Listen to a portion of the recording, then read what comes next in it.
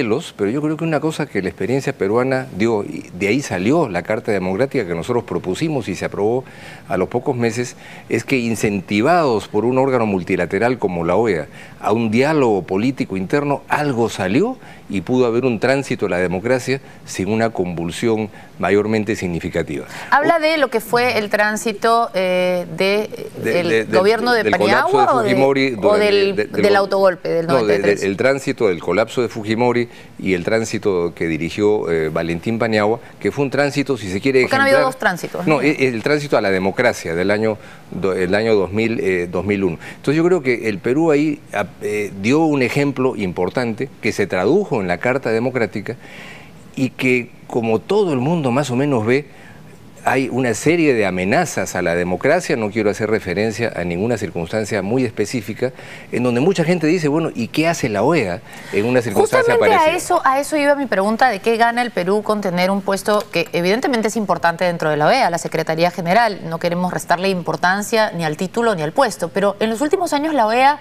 para hablar en términos simples, se ha despintado mucho. O sea, como que no toma posiciones firmes frente a lo que son claros atentados contra las democracias en algunos países. Usted no lo puede mencionar, me imagino, por su condición de diplomático internacional, pero lo de Venezuela es un escándalo. Pero mira, yo te quiero mencionar dos puntos en donde yo creo que sí es posible pensar en algo, la palabra suena trillada, en una especie de relanzamiento de la OEA para que sea como el único espacio que hay en América en donde puede sentarse a dialogar desde Canadá hasta Chile, todos los países del continente, más los del Caribe anglófono en su gran mayoría. El tema de la democracia.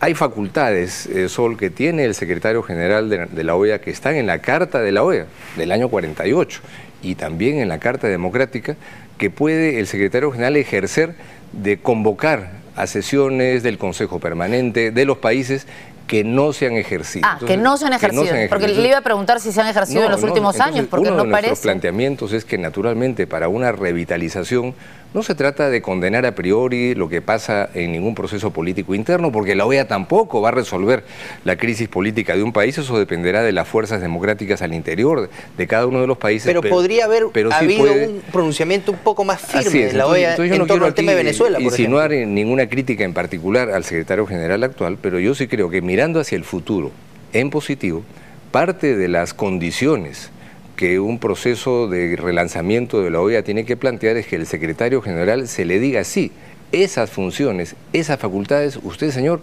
puede y debe ejercerlas, naturalmente, en concertación con los países, porque el secretario general no pasa a ser el dueño de la OEA ni el gerente general. Ahora, ¿qué pasa ya a nivel de votación? Nos imaginamos que son 34 países los que tienen que determinar con 34 votos quién va a ser el secretario general y se mueven muchos intereses allí. Se sabe que los países del ALBA tienen un interés y que podrían inclinar la balanza hacia uno u otro candidato. Incluso se le ha acusado a usted de estar coqueteando con los países del ALBA. ¿Qué hay de esto? Eso es muy gracioso, ¿no? Porque el Perú, yo soy el candidato del Perú, yo no me he lanzado a ser candidato. Pero necesita votos para ser elegido. Pero naturalmente eso se hace dentro de un espacio general y el planteamiento nuestro es muy claro y evidente. La OEA es viable en la medida en que sirva como espacio de diálogo político entre todos los países. Si se pretende que un subbloque de países ejerzan una hegemonía con un sesgo y opción ideológica, eso no va a permitir que la OEA realmente funcione y sea relanzada y dinamizada. Por eso nuestro planteamiento es un planteamiento de unidad, un planteamiento que podríamos llamar de centro, para que tengan espacio todos los sectores. Y quiero mencionar un ejemplo en donde... Y se enfrenta, antes de que mencione el ejemplo, para que la gente sepa, ¿se enfrenta a qué opciones? Mira, yo creo que hay... Usted representa el centro, nos dice, y las otras opciones son... Hay varias opciones. La una es que siga una especie de situación inercial en donde se vea a la OEA languidecer en términos políticos, en términos presupuestales. Cada año el presupuesto de la OEA es más débil. Y en términos de reputación también, porque la gente no la respeta tanto. Pero yo creo que si la OEA no se recupera como un espacio en donde todos puedan sentir que ahí no es que controlan a la OEA, sino que ahí puede haber posibilidad de una concertación política para resolver problemas concretos. Un ejemplo concreto: la seguridad ciudadana, que hoy día en distintas dimensiones nos agobia aquí en el Perú, agobia a los países centroamericanos con las maras que controlan virtualmente la vida cotidiana de miles y millones de personas, la emigración que eso genera a través de México hacia Estados Unidos y demás, ¿no? ¿por qué la OEA no puede jugar un papel más activo en la concertación de experiencias de las malas, pero también hay buenas, en donde hay fuerzas de policía que han empezado a hacer un buen trabajo? ¿Cree que la OEA podría servir para eso? ¿Para que los países que tenemos problemas de seguridad mejoráramos nuestra situación? Yo estoy convencido que tiene que haber un espacio de convocatoria y la OEA podría ejercerlo para que todas las experiencias de las buenas y de las malas en materia de funciones policiales, judiciales y de participación de municipios, hoy día uno ve cuando hubo esta crisis de los niños migrantes en Estados Unidos, que estalló hace un mes, bueno, se produjeron reuniones entre los presidentes de Centroamérica y el presidente de los Estados Unidos. Yo creo que la OEA podría hacer un trabajo mucho más sistemático en algo que sabemos que es un tema del presente y que si bien, felizmente, a países como el Perú, este tema de las maras y de las pandillas no es algo que nos ha llegado ya a rebalsar, sabemos que eso viene, el proceso de flujo de drogas que sale de acá y pasa por esos países. O sea, se podrían hacer muchas cosas que no se están haciendo. Pero volviendo al tema de los votos... Sin pretender, Augusto, que la OEA sea pues una entidad que resuelva problemas, y recordando que es un espacio político, pero de concertación en donde todos pueden tener un sitio, y yo creo que hay que respetar, y no se trata, por eso es que yo creo que es muy importante, una lógica, no de centro, digo de centro porque no se trata de fundamentarse en un bloque, y nada más absurdo que la tesis de que el Perú está apostando a la tesis ALBA. El Perú no es un país del ALBA. Claro, a eso voy, porque no lo será, ¿no? El analista Andrés Oppenheimer había escrito un artículo que todo el mundo está comentando aquí en Lima, en el que insinuaba que usted ya desde la Corte Interamericana de Derechos Humanos había acomodado algunos de los dictámenes que se dieron para congraciar con países como Argentina y Venezuela. ¿Usted cómo toma estas acusaciones? Bueno, esta apreciación absolutamente parcializada que hace Oppenheimer, porque él en el propio artículo apuesta por un candidato, ¿no? Y lo lógico sería que un periodista serio, como yo entendía hasta ese artículo era Andrés Oppenheimer, hubiera recogido las opiniones de los otros, ¿no? Y hemos estado en comunicación por correo electrónico a propósito de otros temas y nunca preguntó qué hay sobre estos asuntos que él supuestamente dice que se distorsionaron los votos. Mira, ningún juez de la Corte Interamericana puede tener una parcialización a favor de uno u otro país en función de razones o criterios de índole política, y eso no ha ocurrido, y mucho menos en mi caso.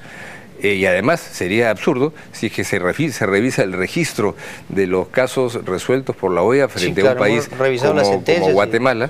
El 90% de los casos sobre ese país han sido resueltos por la Corte condenando a Venezuela, de manera que eso no tiene ni pies ni cabeza. Si alguien está en desacuerdo con una sentencia, que es un derecho democrático elemental, puede discrepar, pero no atribuir una inconducta de tipo político, que es algo inaceptable. Una última pregunta, y le pido una respuesta muy corta y muy concreta. ¿Está su candidatura firme o está en evaluación? Porque ha habido informaciones confusas a ese respecto. El canciller ha dicho que usted es el candidato, pero que lo sigue evaluando.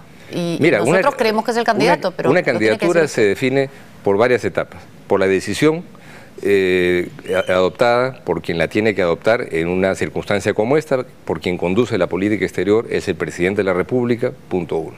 Segundo, decisión transmitida a la persona a la que se le propone la candidatura que sea aceptada. Punto dos, punto también cumplido. Y tres, la formalización de esa candidatura ante el órgano que tiene que elegir, que es en este también caso está cumplido. La Organización de Estados Americanos y todos los países miembros, punto que está cumplido.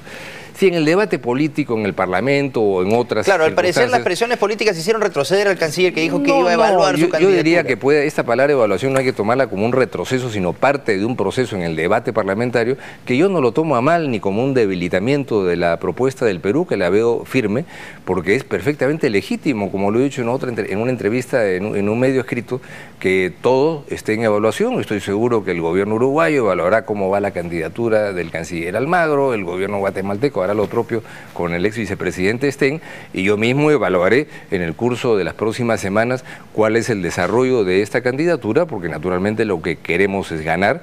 Yo creo que el Perú sí puede ganar, tiene una trayectoria que aportar, y yo creo que el Perú también tiene mucho que ganar de ello, ¿no?